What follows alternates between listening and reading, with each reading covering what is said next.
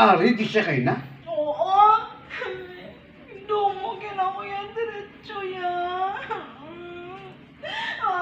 Tawa ba lang ko yun? Nabigas kita kuko ngayon. Maldita gitla si babae.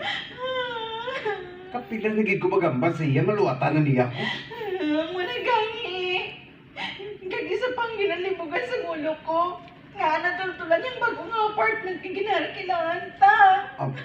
Ha? Ay, kon, ambot. Huwag ko kabalo. Eh, siguro ba si ginusundan niya ko kunin ko makanto? Pero paano? Derek, sabihin niya ako sa matuod ha.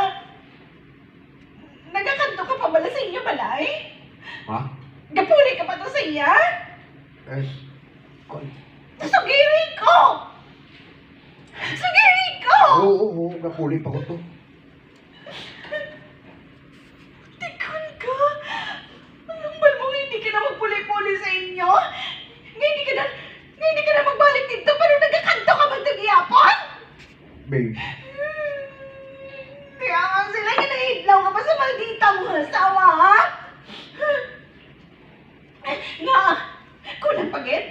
Kulang pagit ginahimo ko? Ha? Ano sa natanan ginahimo ko naman, ha? Nabinagin sa kama! oh, Ano pagit ang kulang ko para mabalik ka sa iya? babe, kabalo ka na, babe. Oo, kontento na ako sa imo, pero kinahanglan ko man sa bata.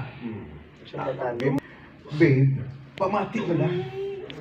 Oo, kontento na ako sa imo, pero kay balo ka naman. Kinahanglan ko pa nga matipanan ang mga kabataan ko. Ginapangitan nila ako, babe. Nan! Amo na! Sabi kay ikaw, hindi ka man gusto ko magpusong ko. Hmm. Derek, handa man ako ngatagan ko ikaw sa nga anak. Nga aton, Babe, kay balo ka naging kasado na ako pag may kabataan. Isa pa, okay naman ang setup natin ngayon, di ba na? Katalaga. May nakapoy na ko yung kapitan ko. Kapit! Kapit! Kapit! Sige pala. Sige lang pala, babes. Ano, abi ka Babay na pala. Tatagid ka eh. Kay balo ako. Pero sige lang. Yun tayo na tantos.